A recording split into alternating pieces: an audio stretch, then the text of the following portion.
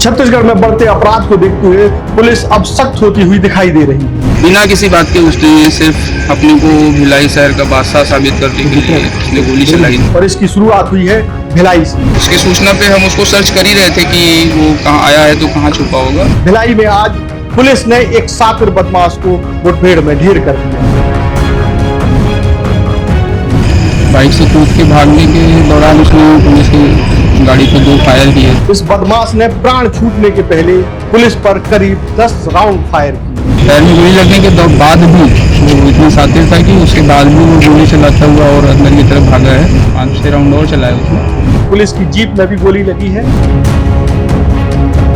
इस एनकाउंटर के बाद माना जाता है कि पुलिस जो है छत्तीसगढ़ में और सख्त रुख अपना सकती है। स्पर्श मल्टी स्पेशलिटी हॉस्पिटल अब दे रहा है फुल टाइम विशेषज्ञों की देखरेख में सर्वश्रेष्ठ NICU एवं PICU की सुविधा, यानी नवजात एवं बच्चों की गंभीर बीमारियों का इलाज अब आपके अपने शहर में, साथ ही न्यूनतम दर पर हेल्थ पैकेज की सुविधा। स्पर्श मल्टी स्पेशलिटी हॉस्पिटल, एक एहसास अपनेपन का।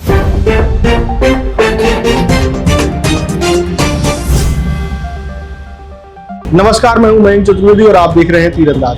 छत्तीसगढ़ में अपराधी जिस बेखौफ तरीके से वारदातों को लगातार अंजाम दे रहे थे, उसको देखते हुए पुलिस का सब्र की सीमा अब टूटती हुई दिखाई दे रही है। सब्र का बांध टूटता हुआ दिखाई दे रहा है और इसकी शुरुआत हुई है छत्तीसगढ़ के भिलाई शहर से। और ये बदमाश बहुत बड़ा बदमाश था, करीब 3 महीने से फरार चल रहा था। आपको बताते हैं पूरा घटनाक्रम और कौन है ये बदमाश।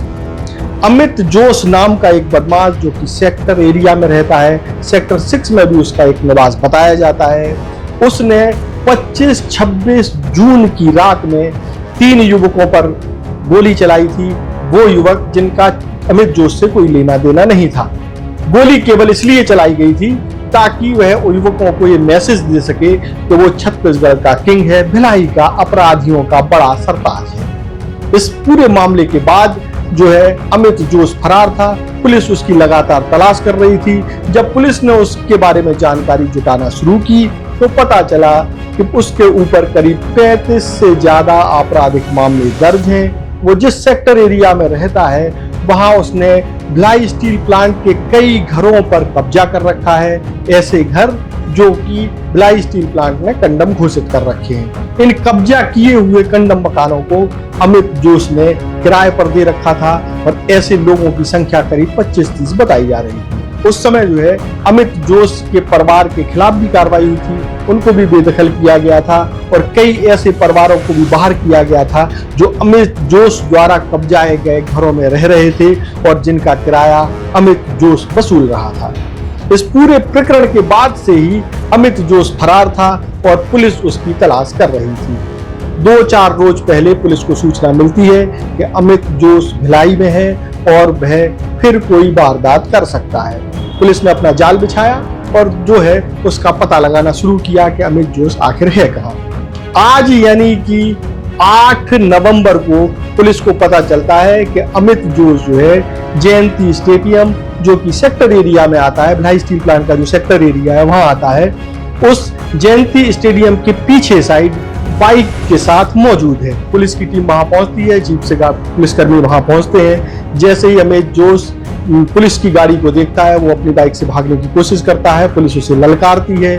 जब पुलिस उसे ललकारती है तो अमित जोश पुलिस पर 2 फायर झोंक देता है। जैसे ही अमित जोश पुलिस पर फायर करता है, पुलिस भी जो है जवाबी कार्रवाई करती है और अमित जोश पर फायर करती है। उसके पैर को निशाना बनाया जाता है और पैर में एक गोली मारी जाती है। बावजूद इसके पैर में गोली लगने के बावजूद अमित जोश जो है पुलिस पर फिर से फायर करता है और बताया जा रहा है कि वो करीब 6 से 8 राउंड फायर पुलिस पर करता है।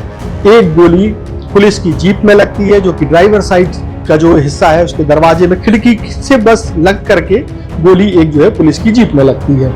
हालांकि पुलिस के किसी भी कर्मचारी या पुलिस के किसी भी जवान को कोई नुकसान नहीं पहुंचा है, लेकिन जब पुलिस देखती है कि अमित जोश जो है बहुत ही आक्रामक तरीके से पुलिस पर फायर कर रहा है, तब पुलिस जो है जवाबी कार्रवाई करती है और अमित जोश पर फायर करती है। इस फायरिंग में जो है अमित जोश ढेर हो जाता है। इस पूरे प्रकरण के बाद जो है पुलिस के उच्च अधिकारी भी सूचना मिलते ही मौके पर जुटना शुरू होते हैं। एसपी जितेंद्र शुक्ला भी मौके पर पहुंचते हैं। उन्होंने पत्रकारों को इस पूरे मुठभेड़ के बारे में क्या बताया, आप भी सुनिए। पिछले 2 दिन से ऐसी इनपुट आ रही थी कि वो शहर में आया हुआ है और आप सभी लोग को पिछली घटना के बारे में जानकारी है ही कि रात में 1:30 बजे कैसे उसने 2 सामान्य व्यक्तियों के ऊपर, जो इसमें से एक अंबिकापुर से यहाँ पे सिर्फ अपने रिश्तेदारी में आया था, बिना किसी बात के उसने सिर्फ अपने को भिलाई शहर का बादशाह साबित करने के लिए उसने गोली चलाई थी।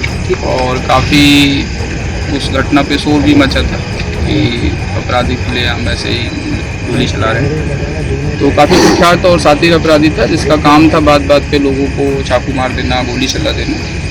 उसकी सूचना थी, पिछले 4 महीने से तो फरार था, बट 2 दिन से उसकी सूचना थी कि वो शहर में आया हुआ है और या तो सरेंडर करने कोर्ट में प्रस्तुत हो सकता है या उसकी अग्रिम बेल लग सकती है। बेल लगाने के लिए उसके वकील लोग तैयारी कर रहे थे। तो उसकी सूचना पे हम उसको सर्च कर ही रहे थे कि वो कहाँ आया है तो कहाँ छुपा होगा। वो सारी संभावित जगहों पे हमने 2 दिनों में लगभग सभी जगह सर्च किया था। उस तारतम्य में आज जब हम सर्च करने के लिए हमारी टीम निकली हुई थी तो जयंती स्टेडियम के ये पीछे वाले एरिया में वो बाइक, जैसे ही उसने टीम को देखा, पुलिस गाड़ी देखी तो वो बाइक से कूद के भागा है। बाइक से कूद के भागने के दौरान उसने पुलिस की गाड़ी पे 2 फायर किए जब पुलिस वाले उतर रहे थे।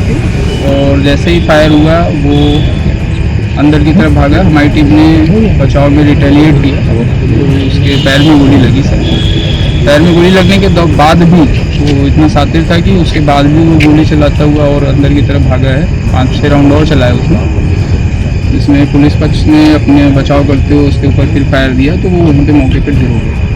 कितने पुलिस के जवानों को नुकसान या पुलिस के जवानों को कहीं कोई चोट नहीं आई है, भगवान की दया से सभी सेफ है, क्योंकि जो गोली चली है एकदम एक बगल से निकली हुई है तो लकली बच गया। अभी जो उसका पिस्टल पहले था या उसके पिस्टल एक बार बरामद भी किया गया था, उसके घर से पिस्टल बरामद किया गया। उसके जीजा के पास से एक पिस्टल बरामद हुआ था जिसको बोला जा रहा था कि वो अमीर जोश का है और अमीर जोश के पास 3 पिस्टल होने की पहले से भी सूचना थी, जिसमें से एक ही बरामद हुई थी और बाकी 2 बरामद नहीं हो पाई। जो सर अमित जोश के द्वारा जो फायरिंग की गई है वो पिस्टल मतलब देसी कट्टा है कि कोई महंगी पिस्टल है या कोई बाहर की कुछ मेड इन चाइना जैसे कोई पिस्टल है? पिछली भी जो मिली थी वो देसी ही थी और थोड़ा स्टाइलिश जरूर लग रही थी बट मेड देसी ही था। और इसको भी देखने से जो लग रहा है वो ऐसा ही है कि देसी ही है। बाकी फॉरेंसिक अभी उसकी जांच करेंगे तो और उसका बोर और क्या कैसा है उसका फॉरेंसिक जांच के बाद पता चलेगा, क्योंकि अभी उसमें एफएसएल की टीम आएगी और उसको जब शिफ्ट होगा तो प्रॉपर तभी पता चल पाएगा। सर कितने अपराध दर्ज थे अमित जोश पर और किस तरह के गंभीर मामले थे जिसके बाद ये? 35 अपराध पिछले अपराध को लेकर दर्ज थे उसके ऊपर और उसमें से करीब 5 या 6 307 के मैटर हैं, जिसमें या तो उसने चाकू से या तो उसने गोली चला के लोगों को घायल किया था, जान से मारने का प्रयास किया था। एक 302 का मैटर है और 4 लूट के प्रकरण उसके खिलाफ दर्ज है। इसके अलावा 354 और ऐसे करके टोटल 35 प्रकरण सारे गंभीर किस्म के अपराध उसके खिलाफ दर्ज है। जी सर परिजनों को उनकी सूचना दी गई अमित जोश की? हाँ, उनके परिजनों को सूचना भी दी जाएगी अभी और NHRC की जो भी गाइडलाइंस हैं इनकाउंटर से संबंधित उस पर सारी प्रक्रिया। तो जैसा कि आपने सुना कि पुलिस अधीक्षक बता रहे हैं कि अमित जोश कितना बड़ा अपराधी था। उस पर 7 के करीब लोगों की जान लेने का प्रयास करने के मामले दर्ज हैं, एक हत्या का मामला दर्ज है, कई लूट के मामले दर्ज हैं और वो कितना बड़ा अपराधी है। ये एनकाउंटर छत्तीसगढ़ में पुलिस के सख्त रुख की शुरुआत माना जा सकता है, क्योंकि पूरे छत्तीसगढ़ में जिस तरीके से अपराधी बेखौफ होकर के वारदातों को अंजाम दे रहे हैं उससे सरकार और पुलिस की छवि पर बड़ा बट्टा लग रहा है। ये शुरुआत अगर है तो आने वाले दिनों में हो सकता है कि पुलिस और भी कड़े कदम और कड़ी कार्रवाइयां अपराधियों पर करें, कड़ी कार्रवाइयां अधिकारियों पर करें, ताकि प्रदेश में शांति व्यवस्था बहाल हो सके और लोग बेखौफ जिंदगी जीने के लिए स्वतंत्र हो सके। देश और दुनिया की ताजा तरीन खबरों से जुड़े रहने के लिए आप तीरंदाज को सब्सक्राइब करना बिल्कुल ना भूलें और बेल आइकन को भी जरूर प्रेस कर लें। नमस्कार। खुश है तो फिर खुशी मना ले, छोटा बड़ा केक मंगा ले, संगम में मिलता है बढ़िया केक, संगम में मिलता है बढ़िया केक। तीरंदाज।